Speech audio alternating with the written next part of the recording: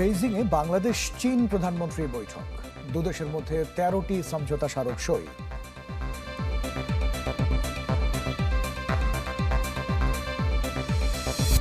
প্রায় ২ বছর বন্ধ থাকার পর বাংলাদেশিদের জন্য ভারতের ট্যুরিস্ট ভিসা চালু, ২৮ জুন থেকে আবেদন শুরু।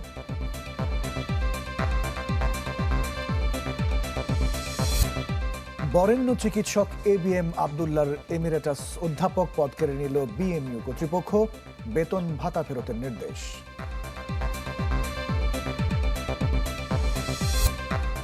সবচেয়ে বেশি দুর্নীতি পাসপোর্ট অফিসে, গেল বছর ১২,৬৩৩ কোটি টাকার ঘুষ টিআইবির জরিপ।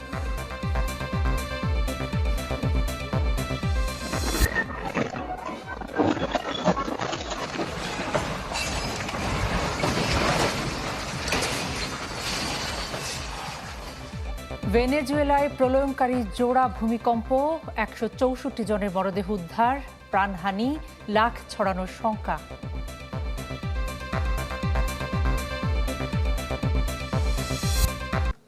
পুরো খবর। বাংলাদেশ চীন সম্পর্ক আরও জোরদার করতে দুদেশের মধ্যে ১৩টি সমঝোতা স্মারক সই হয়েছে, যেমনটি শিরোনামে আপনারা শুনছিলেন।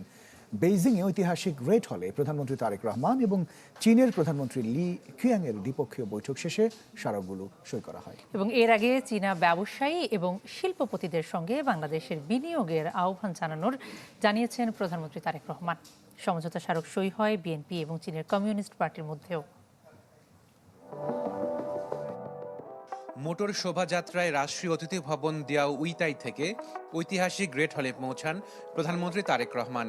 তাকে উষ্ণ অভ্যর্থনা জানান চীনের প্রধানমন্ত্রী লি কিয়াং। লাল গালিচায় সংবর্ধনার পর তারেক রহমান ও লি কিয়াংকে সশস্ত্র সালাম জানায় চীনের সশস্ত্র বাহিনীর সুসজ্জিত একটি চৌকশি দল। এরপর শুরু হয় ঢাকা বেইজিং দ্বিপক্ষীয় বৈঠক। প্রায় ৪৫ মিনিটের আলোচনার পর দুই দেশের প্রধানমন্ত্রীর উপস্থিতিতে বাংলাদেশ এবং চীনের মধ্যে বিভিন্ন ক্ষেত্রে সহযোগিতা বিষয়ক ১ ডজনেরও বেশি চুক্তি ও সমঝোতা স্মারক সই হয়।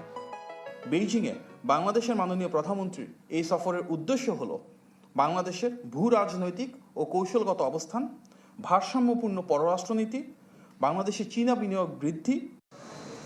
এর আগে বেইজিংয়ের দিয়াও উইতাই হোটেলে ইনভেস্ট বাংলাদেশ অনুষ্ঠানে চীনা ব্যবসায়ী নেতা, শিল্পপতি ও প্রাতিষ্ঠানিক বিনিয়োগকারীদের উদ্দেশ্যে ভাষণ দেন প্রধানমন্ত্রী।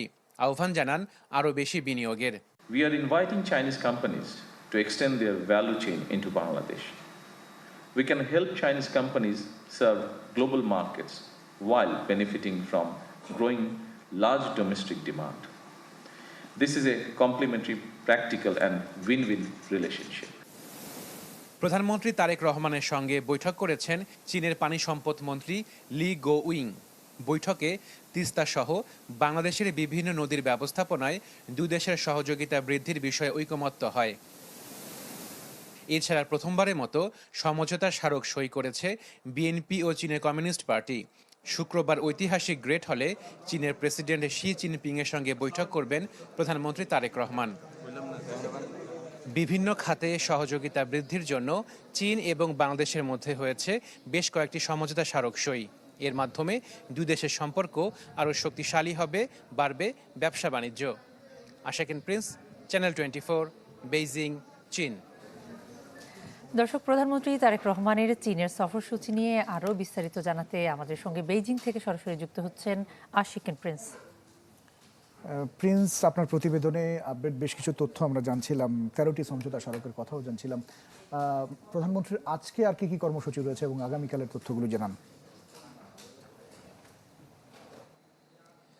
ইমতিয়াজ, আজকে সকালে বাংলাদেশের পক্ষ থেকে জানানো হয়েছিল যে চীন এবং বাংলাদেশের মধ্যে 15টি বিষয়ে সমঝোতা স্মারকে সই হবে, তবে দিন শেষে দেখা গেছে যে 13টি বিষয়ে সমঝোতা স্মারকে সই হয়েছে।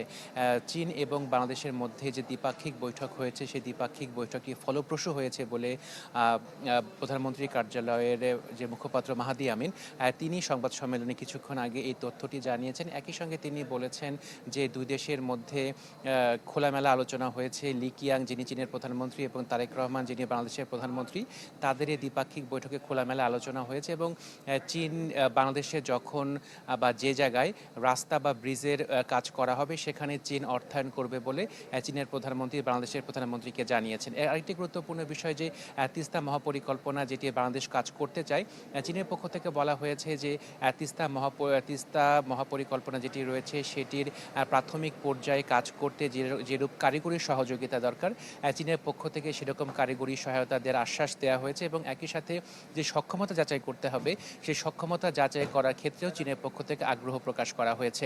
এছাড়া চীনের বাজারে যাতে বাংলাদেশের জাতীয় ফল কাঁঠাল প্রবেশ করতে পারে এ সংক্রান্ত কিন্তু একটি সমঝোতা স্মারক সই হয়েছে। তো সার্বিকভাবে এই দ্বিপাক্ষিক বৈঠকটিকে ফলপ্রসূ হিসেবে মূল্যায়ন করছে বাংলাদেশ সরকার এবং আগামীকাল চীনের প্রেসিডেন্ট শি জিনপিংয়ের সাথে প্রধানমন্ত্রী তারেক রহমানের একটি বৈঠক হওয়ার কথা রয়েছে।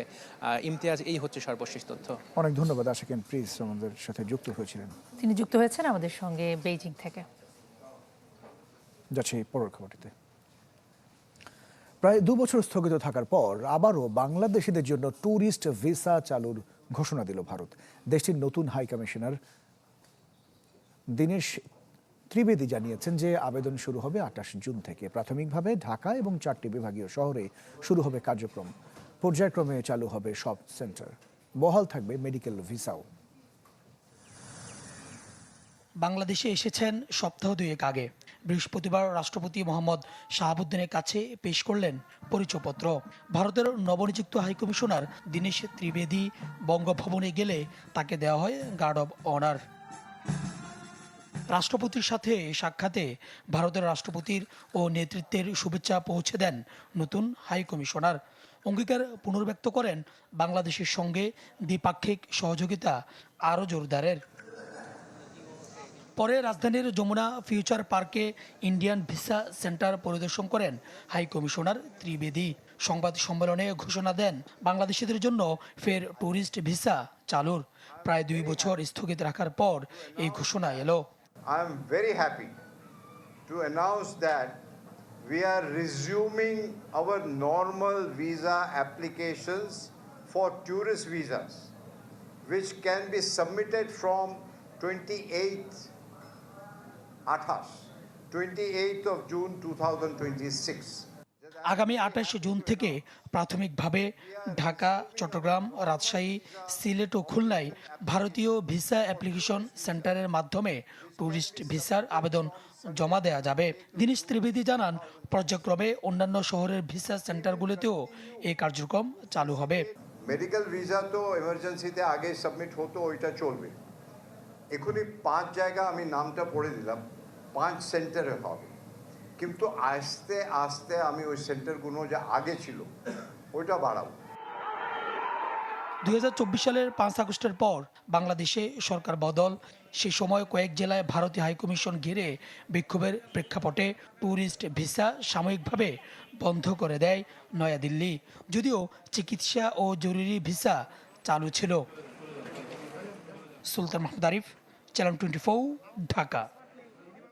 বাংলাদেশ মেডিকেল বিশ্ববিদ্যালয়ের ইমেরিটাস অধ্যাপক হিসেবে দেশ বরণ্য চিকিৎসক ডাক্তার এবিএম আবদুল্লাহর আজীবন নিয়োগ বাতিল করেছে বিশ্ববিদ্যালয় কর্তৃপক্ষ। সেই সঙ্গে ওই পদের বিপরীতে পাওয়া সব বেতন ভাতা ফেরত দেওয়ার নির্দেশ দেওয়া হয়। বিশ্ববিদ্যালয়ের রেজিস্ট্রার অধ্যাপক ডাক্তার মোহাম্মদ মোস্তফা কামাল স্বাক্ষরিত এক অফিস আদেশে এই সিদ্ধান্তের কথা জানানো হয়। সেখানে দাবি করা হয় যে 2024 সালের 20 জুন অধ্যাপক ডাক্তার এবিএম আবদুল্লাহকে আজীবন মেয়াদে ইমেরিটাস অধ্যাপক হিসেবে নিয়োগের প্রক্রিয়া ছিল বিধি বহির্ভূত। তাই 2026 সালের 13 জুন 99তম সিন্ডিকেট সভায় তা বাতিলের সিদ্ধান্ত নেওয়া হয়েছে। এই ঘটনায় বিস্ময় প্রকাশ করে অধ্যাপক এবিএম আবদুল্লাহ বলেন, তিনি বিষয়টিতে মর্মাহত। অন্যায়ভাবে তার এই নিয়োগ বাতিল করা হয়েছে।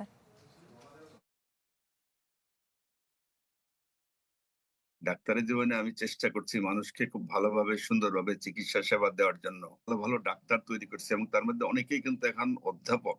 আমি আমার এই জীবনে আমি অনেক কিছু পেয়েছি। আমি এই পর্যন্ত 10টা বই লিখছি, 7টা মেডিসিনের বই, 3টে বাংলায় বই এবং সবগুলোই সমাদৃত।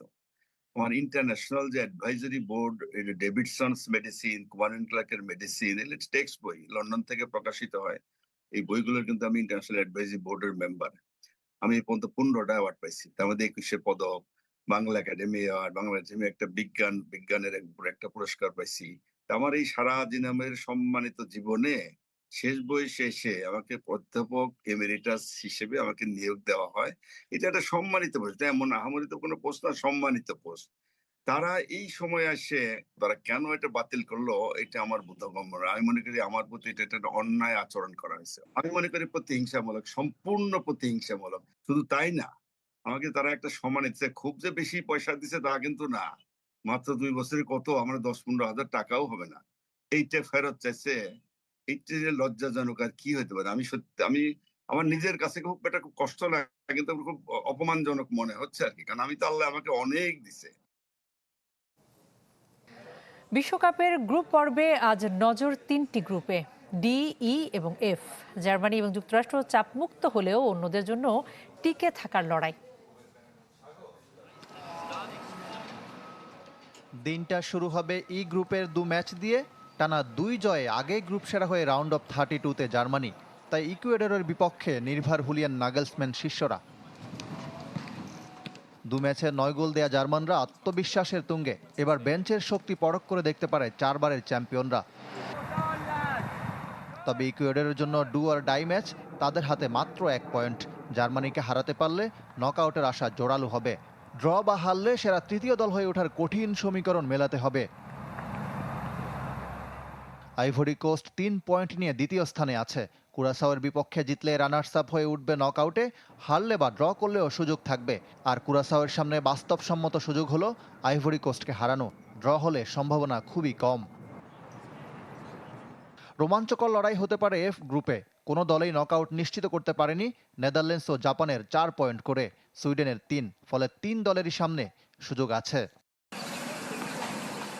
এর মধ্যে জাপান সুইডেন পরিণত হয়েছে বিগ ম্যাচে। জাপান জিতলে নকআউট নিশ্চিত করবে, গ্রুপ চ্যাম্পিয়নও হতে পারে। ড্র করলেও সুযোগ থাকবে।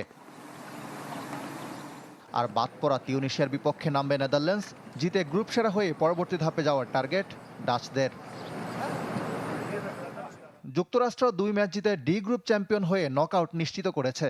আগে বিদায় নিশ্চিত হওয়া তুরস্কের বিপক্ষে তাদের ম্যাচটা শুধুই আনুষ্ঠানিকতার। তবে চোখ থাকবে অস্ট্রেলিয়া প্যারাগুয়ে ম্যাচে। 2 দলেরই সমান 3 পয়েন্ট। জয়ী দল জায়গা করে নেবে রাউন্ড অফ 32-তে। ইকরাম হুসাইন, চ্যানেল 24। দেশের 82 লাখ মানুষ বিভিন্ন ধরনের মাদকে আসক্ত বলে দাবি করেছেন স্বরাষ্ট্রমন্ত্রী সালাউদ্দিন আহমদ।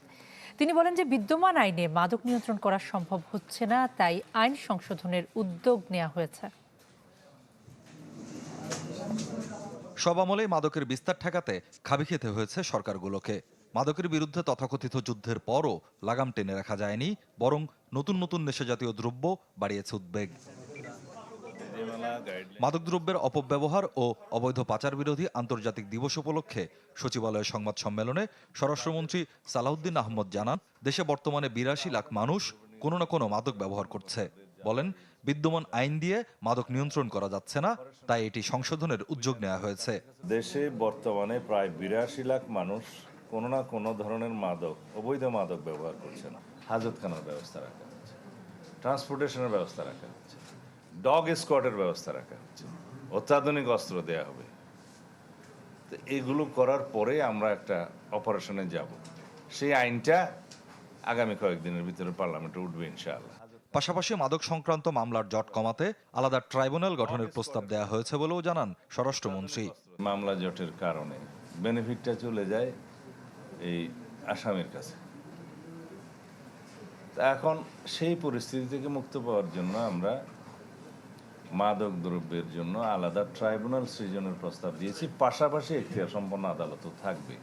সংবাদ সম্মেলনে 15টি বেসরকারি মাদকাসক্তি নিরাময় কেন্দ্রের প্রতিনিধিদের হাতে অনুদানের চেক তুলে দেন স্বরাষ্ট্রমন্ত্রী।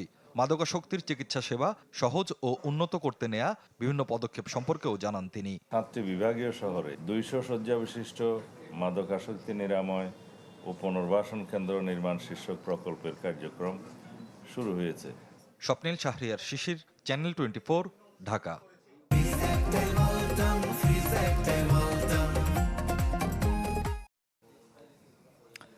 গেল বছর দেশে সবচেয়ে বেশি দুর্নীতি হয়েছে পাসপোর্ট অফিসে। টিআইবির জরিপে উঠে এসেছে এই তথ্য।